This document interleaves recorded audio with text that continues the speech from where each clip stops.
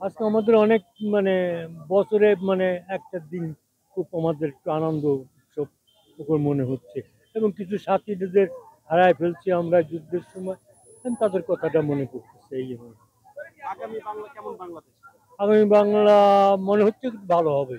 আজকের বিজয়ের এই দিনে আমরা আমাদের আগামী প্রজন্মের জন্য একটি শোষণমুক্ত, শঙ্কামুক্ত, নিরাপদ এবং একটি বৈষম্যহীন, উন্নত সমৃদ্ধ বাংলাদেশ দিয়ে যেতে চাই। আপনারা জানেন রাজবাড়ী জেলাটি একটি কৃষি নির্ভর একটি জেলা। কৃষি পণ্য উৎপাদন হয়ে থাকে।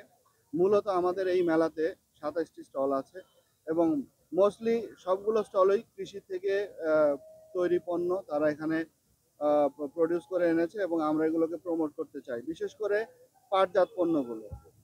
আর আজকে মহান বিজয় দিবস, অনেক দামে কেনা আমাদের এই দিনটি।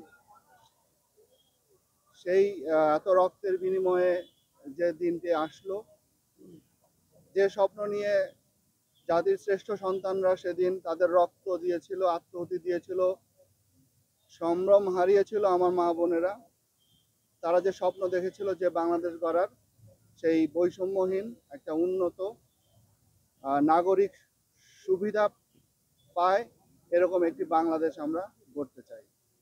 এবং আমরা এর সাথে আমাদের যে তরুণ সমাজ আছে তাদেরকে তারাই আমাদের মূল সম্পদ, তাদেরকে তাদের দুটি হাত আমাদের সম্পদ, সেই সম্পদকে আমরা কাজে লাগাতে চাই।